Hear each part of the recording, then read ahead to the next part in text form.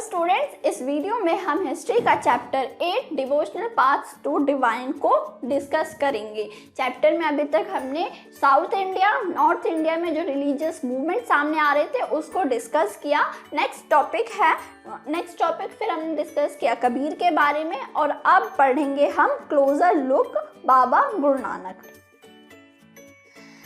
नानक जिनका जन्म 1469 में हुआ, 1539 तक रहे। Born at Talwandi, Nankana Sahib in Pakistan, he travelled widely before establishing a centre at Kartarpur Dera Baba Nanak on the river Ravi. Guru Nanak Dev का जन्म जो है तलवंडी ननकाना साहिब जो कि पाकिस्तान में है वहाँ हुआ। इसके बाद ये बड़े ही एरिया में घूमे और इन्होंने एक सेंटर स्टैब्लिश किया करतारपुर, जो कि डेरा बाबा नानक यहाँ पे बैठ के वो उपदेश देते थे, जो कि रावी रिवर के पास है। ठीक है।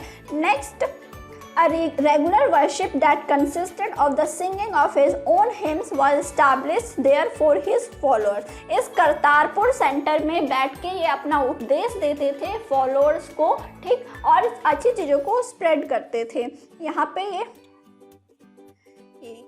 पे ये उपदेश दे रहे हैं।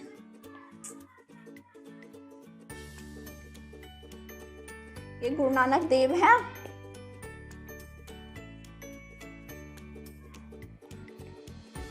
और ये यहाँ पे उपदेश दे रहे हैं, कहाँ पे? करतारपुर साहिब में। ये इंडिया के बॉर्डर के पास ही है और करतारपुर कॉरिडोर यहाँ पे बनाया गया है।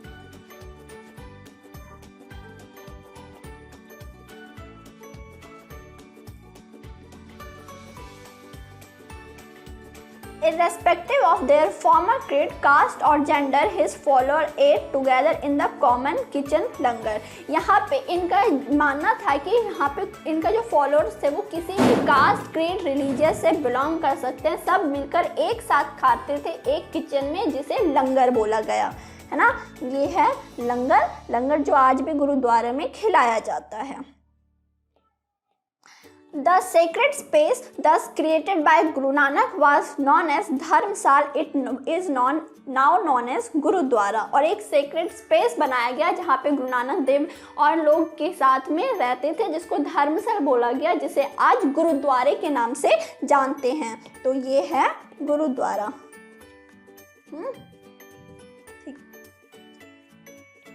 आगे क्या है? Before his death in 1539 Guru Nanak appoint one of his follower as his successor. 1539 में जब गुरु नानक देव की डेथ हुई, तब डेथ से पहले उन्होंने एक सक्सेसर को अपॉइंट किया। हिज नेम वाज लेहना, उनका नाम था Lehna, but he came to be known as Guru Angad, signifying that he was a part of Guru Nanak himself. जो नेक्स्ट सक्सेसर थे गुरु नानक देव के बाद, उनका नाम था लेहना, लेकिन ये लोगों में गुरु अंगद देव के नाम से जाने जाते हैं और बोला जाता है कि ये गुरु नानक देव का ही पार्ट है। ठीक, तो ये है गुरु अंगद देव।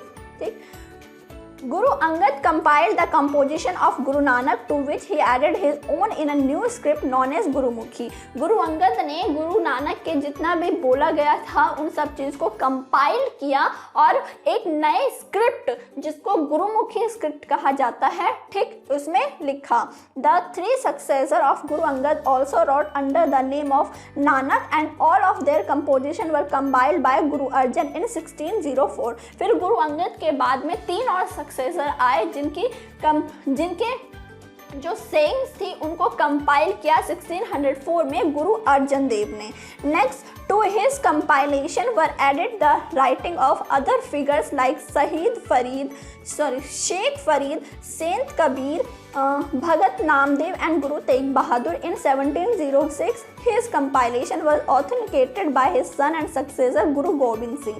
फिर गुरु अर्जन देव ने तीन सक्सेसर, गुरु अंगद देव के बाद जो तीन सक्सेसर आए उनके सेइंग को भी कंपाइल किया। उसके बाद उसमें और लोगों के सेइंग्स, जिसमें शेख फरीद, ठीक, कबीर और नामदेव, गुरु तेग बहादुर, इन सब लोगों का भी कंपाइल किया और 1706 में और उनके जो सक्सेसर है गुरु गोविंद सिंह, इन सब चीज़ों को कंपाइल किया। It is now known as Guru Granth Sahib, और इस पूरे कंपाइलेशन को गुरु ग्रंथ साहिब के नाम से जाना जाता है। और गुरु ग्रंथ साहिब जो है वो पंजाबी स्क्रिप्ट गुरुमुखी में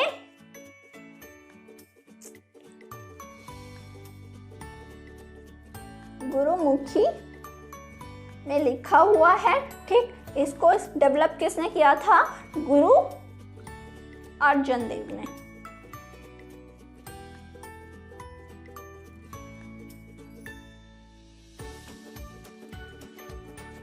the Holi scriptures of the six, और गुरु गोविंद सिंह के बाद में कोई नया सक्सेसर नहीं आया, गुरु ग्रंथ साहिब को ही नया सक्सेसर माना जाता है। ये है गुरु ग्रंथ साहिब। ठीक है, ये है गुरु Granth Sahib.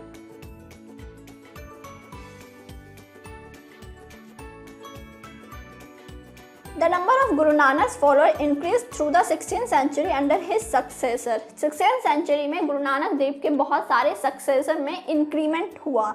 They belong to a number of castes, but traders, agriculture, artisans and craftsmen predominated. ये बहुत सारे कास्ट से बिलोंग करते थे, लेकिन इसमें कुछ लोग डोमिनेटेड थे, जैसे क्राफ्ट पर्सन, ट्रेडर, एग्रीकल्चरिस्ट और जो craftsmen हैं।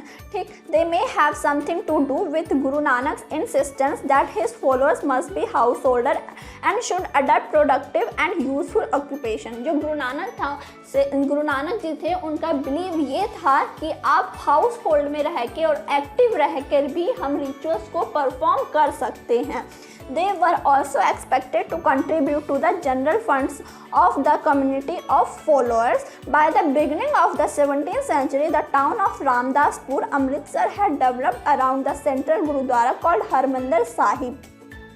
17th century में रामदासपुर अमृतसर, जिसको अमृतसर के नाम से जाना जाता है, वहाँ पे हरमिंदर साहिब, जिसको गोल्डन टेम्पल्स के नाम से भी जाना जाता है, उसको बनवाया गया जनरल फंड्स के। ठीक, ये है Golden temple.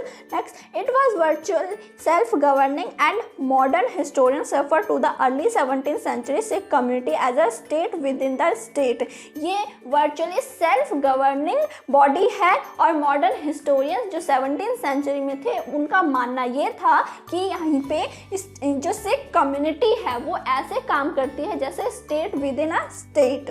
The Mughal Emperor Jahangir looked upon them as a potential threat and he ordered the execution of Guru Arjan in 1606.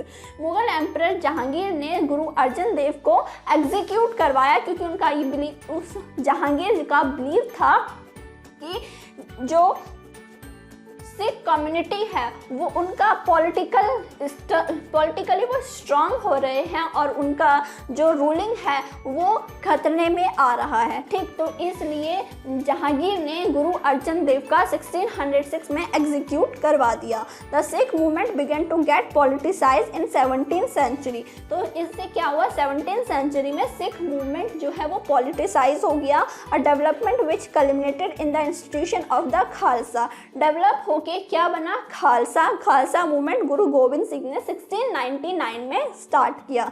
ये है गुरु गोविंद सिंह। ठीक है, the community of Sikhs called the Khalsa पंथ बिकेम अ पॉलिटिकल एंटिटी। और ये जो Sikh community थी, खालसा पंथ, ये एक पॉलिटिकल एंटिटी भी थी। The changing historical situation during the 16th and 17th century influenced the development of Sikh movement. The idea of Guru Nanak had a huge impact on this development. From the very beginning, he emphasized the importance of the worship of one God. जो गुरु नानक देव थे, उनका ये मानना था कि सिर्फ one God है और उन्हीं के बिलीफ में रहना चाहिए। इस चीज़ को सभी सक्सेसर ने भी आगे स्प्रेड किया। He insisted that caste, creed or gender was irrelevant for attaining liberation. His idea of liberation was not that of a state of inherent bliss, but rather the pursuit of active life with a strong sense of social commitment. जो जो Sikh movement था या Sikh religion जो सामने आया उसमें liberation के लिए कोई भी कास्ट क्रेड ये सब चीज़ जो है मैटर नहीं करता। लिबरेशन का जो आइडिया था इसमें किसी भी कास्ट क्रेड के लोग आके शामिल हो सकते थे, ठीक। He himself use the term नाम, दान एंड स्नान फॉर द एसेंस। जो गुरु नानक थे वो खुद से नाम, दाम और स्नान चीज को यूज करते थे for liberation of his teaching which actually meant right worship, welfare of others and purity of conduct. तो नाम, दान और स्नान का मतलब है right worship, welfare of others and purity of conduct. His teaching are now remembered as नाम जपना, कीर्त करना एंड वंद चखना। और उनके टीचिंग को आज के टाइम पे नाम जपना, कीर्त करना और वंद चखना से जाना जाता है, which also underline the importance of right belief and worship, honest living and helping others. जिसका मतलब ये है right living, right belief, worship and honest living and helping others, ठीक है। तो ये मेन टीचिंग है गुरु नानक देव की। दस Guru Nanak idea of equality had social and political implication. तो गुरु नानक का जो आइडिया था उसमें सोशल और पॉलिटिकल दोनों इम्प्लीकेशन सामने आए। This might partly explain the difference between the history of followers of Guru Nanak and the history of followers of other religious figures of the medieval centuries like Kabir, Ravidas and Dadu, whose ideas were very similar to those of Guru Nanak. तो इस तरीके से गुरु नानक, कबीर, दादू दयाल, इन सब का idea एक अलग ही idea था बाकी रिलीजियस मूवमेंट से। इनका मानना ये था कि किसी भी कास्ट क्रीड के लोग शामिल हो सकते हैं, वननेस होता है, ठीक। ट्रुथ को हम मेडिटेशन से पा सकते हैं, ठीक। इसके साथ में ये चैप्टर जो है कंप्लीट हुआ। इसके क्वेश्चन आंसर हम नेक्स्ट वीडियो में डिस्कस करेंगे। Thank you.